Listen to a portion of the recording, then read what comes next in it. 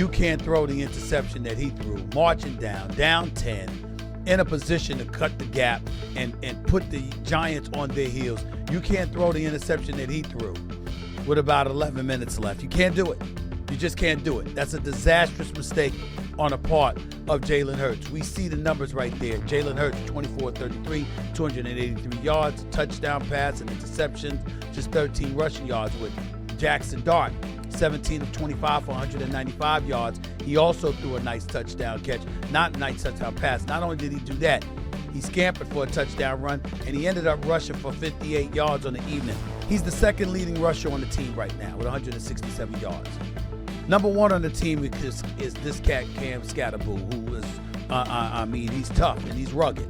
He loves contact. And the more the game wanes, the more he pushes the envelope, the more he presses you. He comes right at you. 98 yards on 19 carries, averaging over 4 yards a carry on the season thus far. He's showing his impact coming out of Arizona State. He's the right guy, the right makeup, the right mentality for the New York Giants, and you just can't say enough about him. And if you're the New York Giants, and if you're Brian Dable, these two are godsends. These two are godsends because they go out there, they give it all they have. They're not afraid. They've got swag to them, not just game, but swag, and they ingratiate themselves with that New York faithful, which is very, very important right now. If you're the Philadelphia Eagles, it's a different mindset. Right now, the Giants have a better story to tell than the Eagles, and the Eagles are 2 games better than the Giants in their own division.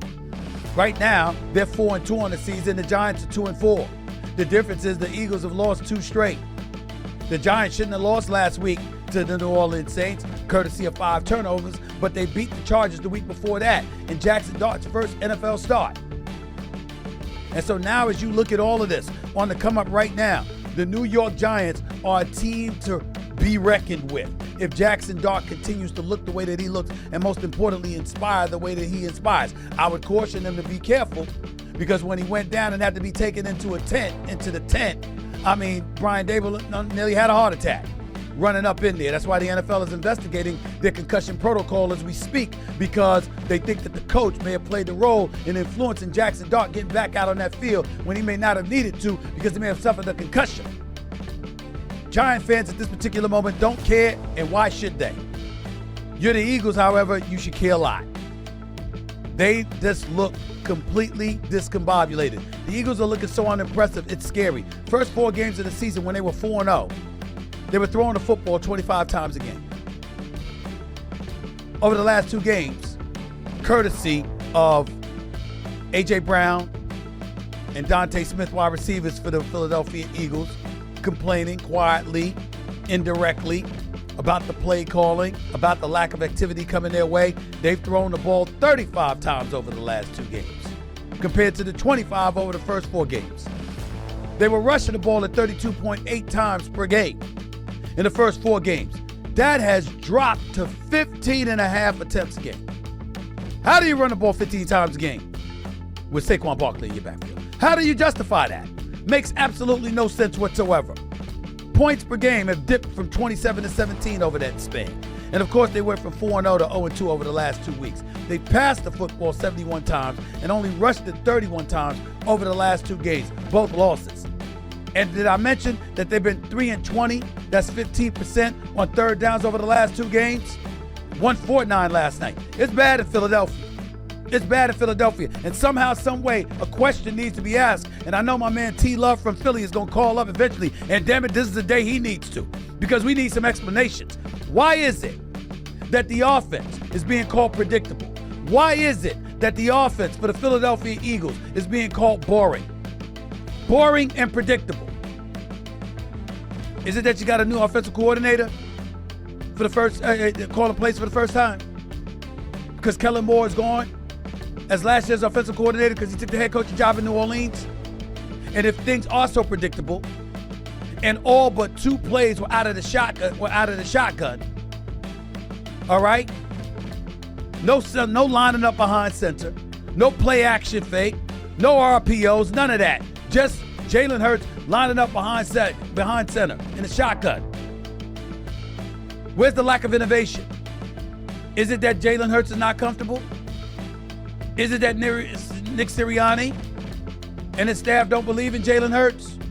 What's the reason? Because A.J. Brown and Devontae Smith are looking at them. They were wide open yesterday. He missed Devontae Smith wide open twice. He missed with that interception that he threw. A.J. Brown was 10 yards behind, wide open in the end zone. Wide open. Wide open. And he didn't get the ball. So Philadelphia definitely has some problems. And we all know that. And they have a lot of explaining to do. And they tried last night as to what the hell is going on. Let's hear from some of them. Play that sound, guys. Take ownership for it. You know, a lot of autonomy, a lot of opportunity there with the ball in my hands. And given those situations, I have to be wiser and more detailed with it. So always looking inward first, looking inward on the things that I can control. And, I see a lot of opportunity in this. Wasn't good enough on our end. Hell no, it wasn't. Hell no, it wasn't. It's real easy to blame Jalen Hurts, and sometimes it doesn't appear like he deserves it. Last night he did. Last night that game was definitely on him. Now, to keep in mind, you got the Eagles. They lost cornerback Quinyon Mitchell to a hamstring injury in the first half, so their defense was compromised to some degree. We all know that.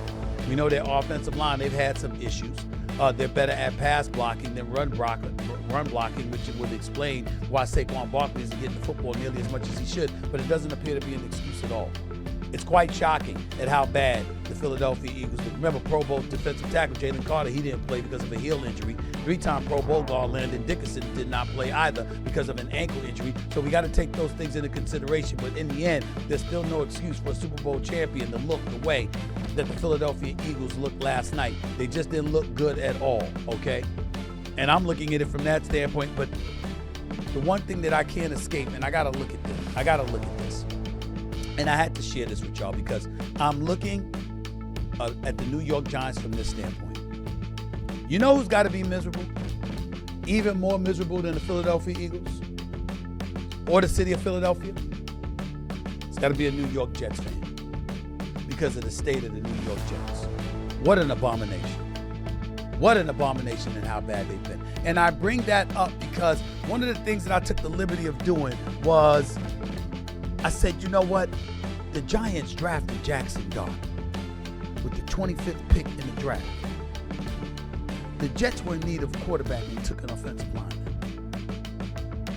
Now I understand how important your offensive line is, but they desperately needed a quarterback, and their answer was Justin Fields.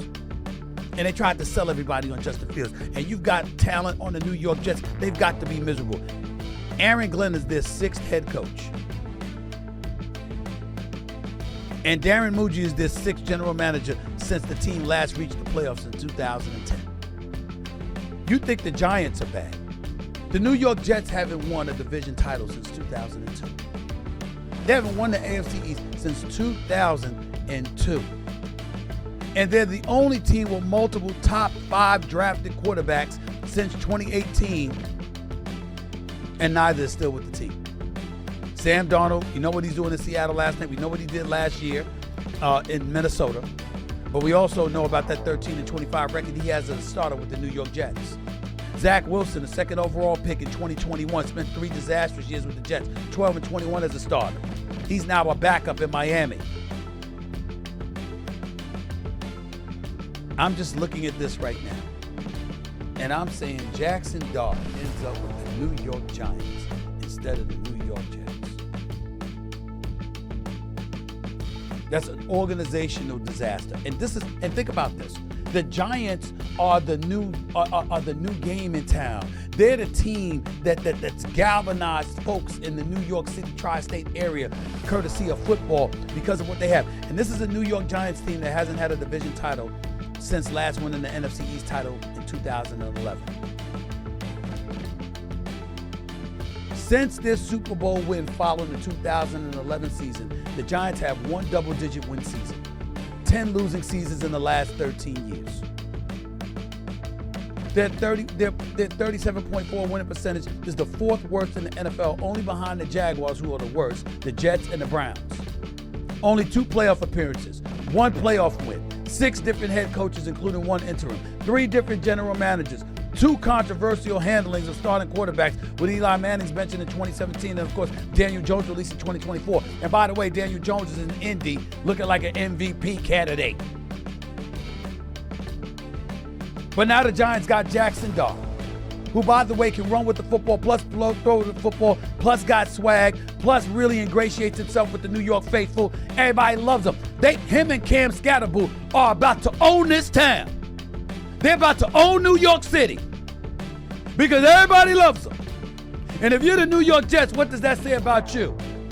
Nobody gives a damn about Gang Green right now. They suck. That's the belief. And they suck even more when you consider the fact that they play in the same stadium as the Giants, and the Giants have galvanized the fan base locally. This is really bad. This is really bad. You can't look at one single game on the Jets schedule and believe firmly and wholeheartedly that there's a game that they can conceivably be favored to win for the rest of the damn season. Not one. You got Denver up next. We know what they bring. The Panthers, they got a couple of wins this year. Surprised a lot of folks beating Atlanta, beating Miami after trailing 17-0. After that bye week, who you got? The Browns? Well, they can't score, but their defense is elite. You got the Patriots, the Ravens, the Falcons, the Dolphins, the Jaguars. Saints beat the Giants.